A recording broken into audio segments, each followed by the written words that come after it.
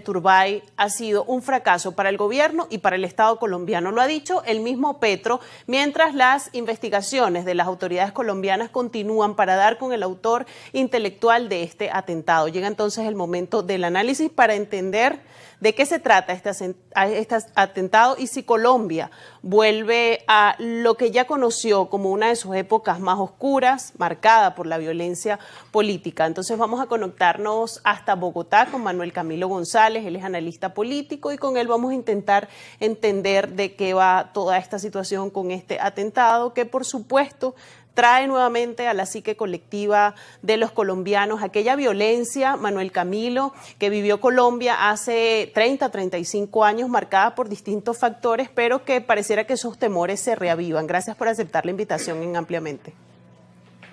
Muchas gracias por la invitación, no solo para la audiencia.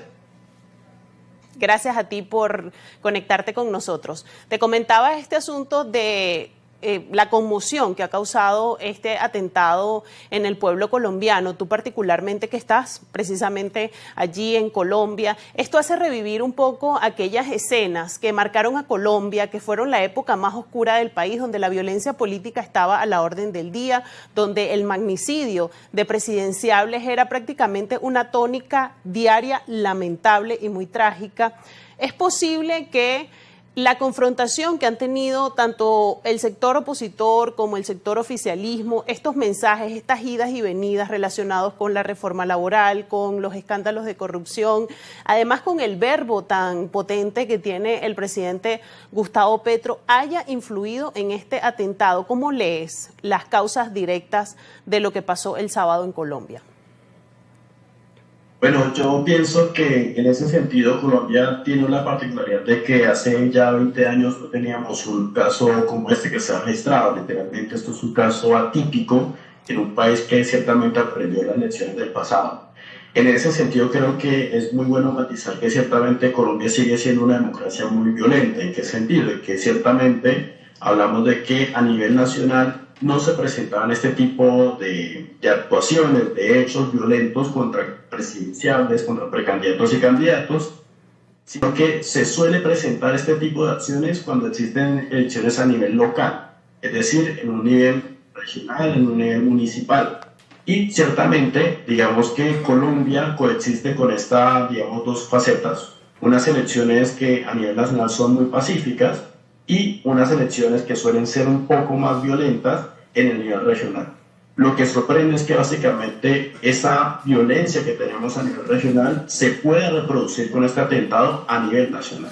Entonces, este es el primer matiz. El segundo es que ciertamente, digamos, la violencia en Colombia ha disminuido. Es una violencia que ahora es de tipo criminal, no es una violencia asociada a lo político como en otras décadas.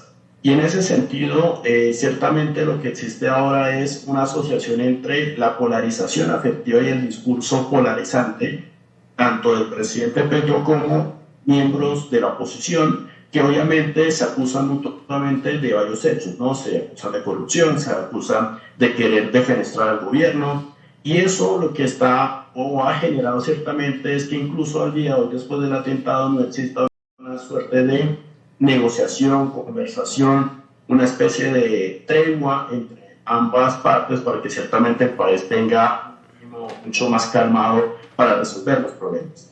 Y esto se enmarca, como tú bien has comentado, en algo que se llama la consulta popular.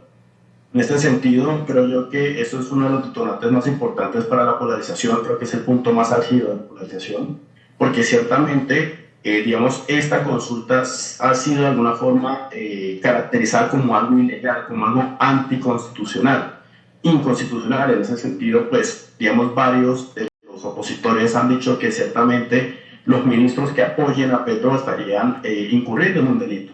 Y eso es algo muy, muy grave y que ciertamente pondría a nuestro país a puertas, obviamente, de un hecho totalmente antidemocrático.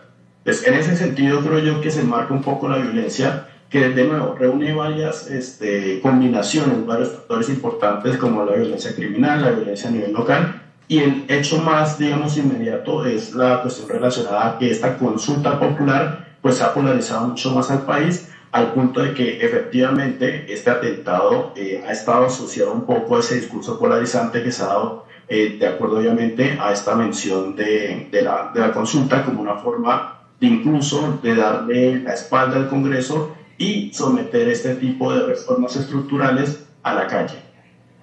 Manuel Camilo, analizando este contexto, también es importante analizar por qué precisamente a Miguel Uribe Turbay, cuando la campaña presidencial en Colombia no ha comenzado y cuando no es un candidato oficial. Entonces, vamos a dejar este análisis para luego de la pausa. Vamos a hacer una pausa en esta conversación, en esto que nos explicas, porque es importante entender el perfil del candidato, por qué precisamente un candidato del Centro Democrático, si esto de alguna manera radicaliza mucho más la arena política en Colombia y también las consecuencias a largo plazo y el impacto que esto puede tener en la campaña presidencial. Entonces vamos a hacer una pausa en esta conversación y en este análisis que nos está brindando Manuel Camilo desde Colombia. Se conecta con nosotros desde la ciudad de Bogotá para ayudarnos a entender lo que pasó el sábado en Colombia, este trágico atentado contra Miguel Uribe Turbay, que estaba en una presentación pública, un acto muy pequeño realmente en comparación a los grandes actos de campaña, en una campaña presidencial que todavía no ha comenzado. Recordemos que Colombia irá a elecciones en mayo del 2026, aún sin comenzar